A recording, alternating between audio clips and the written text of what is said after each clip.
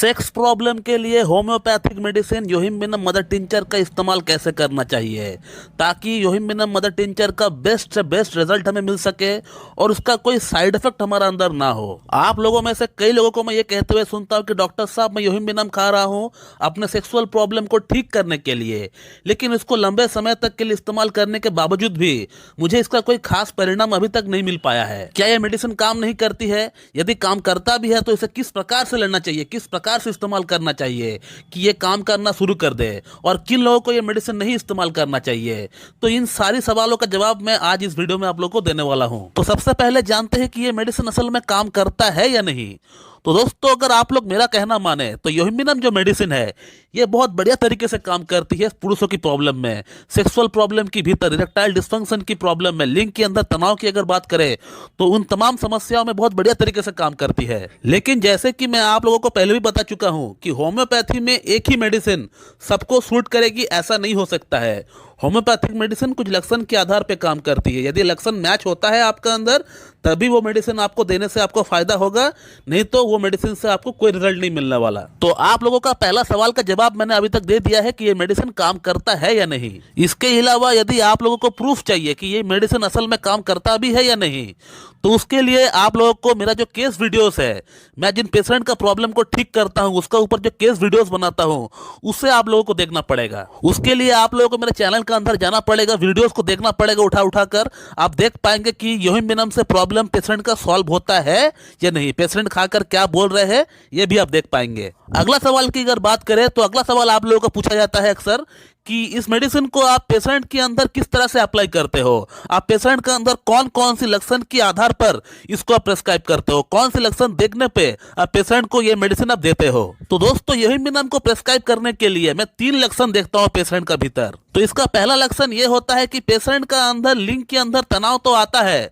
एकदम तनाव पूरी तरह नील नहीं हो जाता, जैसे एग्नस कैस्टस में पूरी तरह तनाव नील हो जाता है, जीरो हो जाता है, लेकिन योहिम्बिनम के केस में ऐसा नहीं होता है। पेशेंट का लिंग के अंदर तनाव थोड़ा बहुत रहता है, 30-40%, कई बार 80% भी तनाव आ जाता है, लेकिन वो तनाव रुकता नहीं है। और उसी के साथ पेशेंट का अंदर एक घबराहट होता है, एक बेचैनी होता है कि मेरे से सेक्स हो पाएगा या नहीं, और ये सोच सोच कर वो अपना अंदर एक तरह से डर पैदा कर लेता है और अपना अंदर जो एक सोच पैदा कर लेता है कि मेरे से शायद सेक्स ना हो पाए। इसके अलावा पेशेंट को सेक्स करने से पहले बहुत घबराहट होता है, बेचैनी होता है, बहुत पसीना छूटता है। ये बहुत वेल कीनोट सिम्टम है योहिम्बिनम का कि पेशेंट का अंदर घबराहट होता है, सेक्स से पहले बेचैनी होता है और पसीना छूटता है, और वो पसीना फेस से बहुत ज्यादा आता है, चेहरे से बहुत ज्यादा आता है।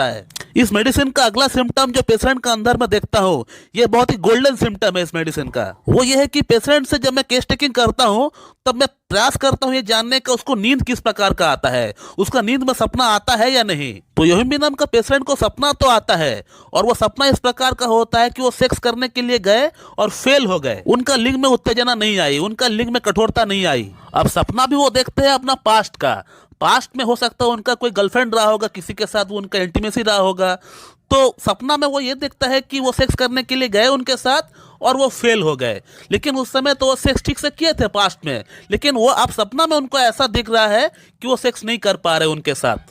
तो पेशेंट का ये कहना होता है कि सर हम सपना देखते हैं लेकिन सपना में भी हम सेक्स करने में असफल रहे हैं। बोरिक मटेरिया मेडिका में भी यही लाइन लिखा हुआ है, यानी किताब में भी यही लाइन लिखा हुआ है कि thoughts of event of whole past life keeps him awake, कि पुराने दिनों की बातों को वो सपनों में याद करके उसका नींद खुल जाता है। थर्ड जो सिम्टम मैं देखता हूँ योहिम्बिनम का, वो यह है कि पेशेंट का अंदर सेक्स के प्रति डिजायर है या नहीं, क्योंकि योहिम्बिनम का जो पेशेंट होता है इसको सेक्स के प्रति डिजायर बहुत ज्यादा होता है, इच्छा तो बहुत होती है, लेकिन इसका लिंग के अंदर ब्लड सप्लाई नहीं हो पाता है। तो इस प्रकार हम इस मेडिसिन का सिलेक्शन करते हैं किसी पेशेंट का भीतर।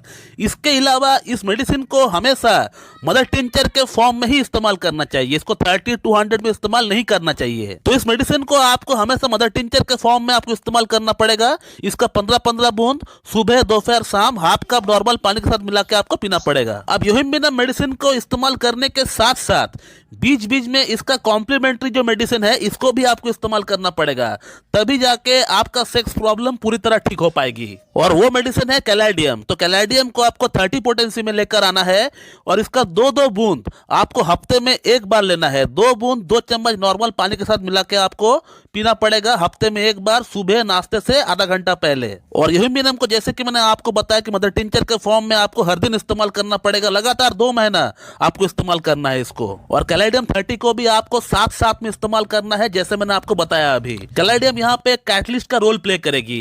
ये यूहिम्बिनम का काम करने का क्षमता को 3 गुना बढ़ा देगी। और अब बात करते हैं कि इस मेडिसिन को किन किन लोगों को इस्तेमाल नहीं करना चाहिए। तो इस मेडिसिन को आपको इस्तेमाल तब नहीं करना चाहिए यदि आपका स्टमक में कोई अल्सर है, आपको पेप्टिक अल्सर है, आपको ड्यूडेनल अल्सर है, या आपका बॉडी में कहीं पर कोई सूजन है, या आपका फैटी लिवर की समस्या है, या आपका किडनी फंक्शन ठीक नहीं है, या आपका हार्ट की फंक्शन ठीक नहीं है। तो ये कुछ कॉन्ट्रा इंडिकेशन है इस मेडिसिन की। यदि आपको पेप्टिक अल्सर है, आपको ड्यूडेनल अल्सर है, आपका किडनी फंक्शन ठीक नहीं है, या फिर आपका हार्ट की प्रॉब्लम है, या फिर आपको फैटी लिवर की समस्या है, तो इन तमाम समस्याओं में आप इस मेडिसिन का इस्तेमाल ना करें। या फिर आपका बॉडी में कहीं पे कोई स्वेलिंग हो रहा है तो भी आप इस मेडिसिन को इस्तेमाल ना करें। यदि आपको ब्लड शुगर है, आप इस मेडिसिन को इस्तेमाल कर सकते हैं, आप ट्राई करके देख सकते हैं। उसमें अगर आपको कोई प्रॉब्लम फेस हो रहा है तो फिर आप उसको तुरंत बंद कर दीजिए। तो दोस्तों, मैं इस वीडियो को यहीं पे एंड करता हूं। So thank you very much and have a good day.